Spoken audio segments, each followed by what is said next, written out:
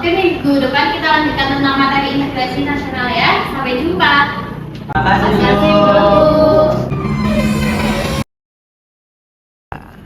Materi integrasi mas tadi kebetulan banget.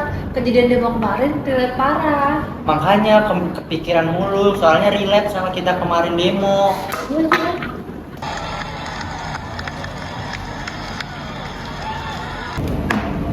Demo kemarin tuh makin heboh, ada yang bilang miskomunikasi, ada yang bilang disusupi, tapi yang harus kita yakini kalau konfliknya itu dimulai dari hal yang paling kecil terus membesar jadi isu yang lebih besar lagi.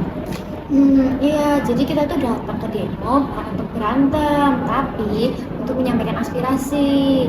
Tapi di lapangan, situasi jadi chaos dan tujuan awal dari demo itu terlupakan, teman-teman. Akhirnya aku lihat sendiri, satu kalimat aja di megafon ditafsirkan beda, ada yang rasa kesindir, ada juga yang rasa diprovokasi. Sensitivitasnya tinggi banget.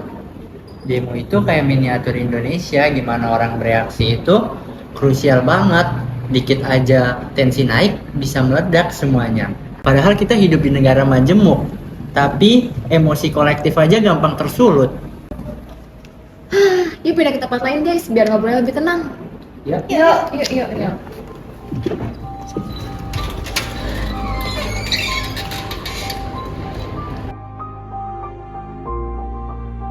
Kalau dipikir integrasi nasional itu bukan konsep abstrak, itu fondasi yang bikin masyarakat tetap bisa hidup bareng walau beda suku, nilai, kepentingan, dan lain-lainnya. Jadi kalau misalnya fondasinya retak, sekecil apapun masalahnya bisa ternyata sebesar krisis.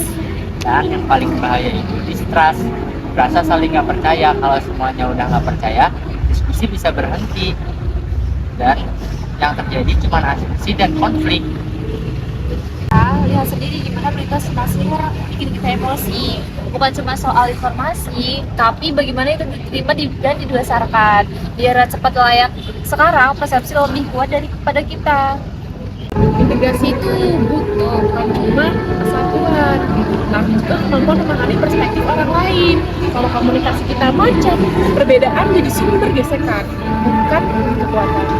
Kalau diingat-ingat pas demo kemarin, semuanya itu berubah dalam hitungan detik. Ya, momen itu masih kebayang banget.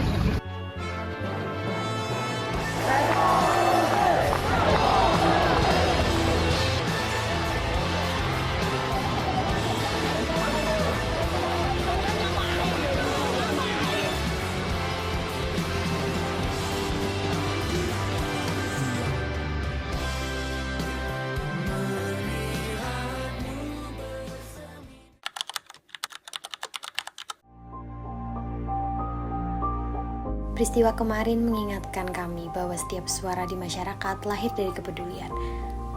Aksi di depan DPR bukan hanya keramaian, tetapi cermin keinginan kita untuk didengar. Dari sana kami belajar bahwa integrasi nasional bukan hanya teori, tapi cara kita tetap bersatu di tengah perbedaan. Bagaimana kita saling percaya, saling memahami, dan memilih dialog daripada prasangka. Perbedaan pendapat bukan tanda perpecahan, melainkan bukti bahwa semua ingin Indonesia menjadi lebih baik. Sebagai mahasiswa, kami sadar bahwa menjaga persatuan dimulai dari hal kecil, seperti mendengarkan, menghargai, dan membuka ruang untuk berbicara. Integrasi tumbuh ketika kita memilih untuk tetap terhubung, meski latar belakang kita yang berbeda dan pandangan kita tidak sama. Dan dari dialog sederhana itu, kami tahu persatuan dimulai dari kita.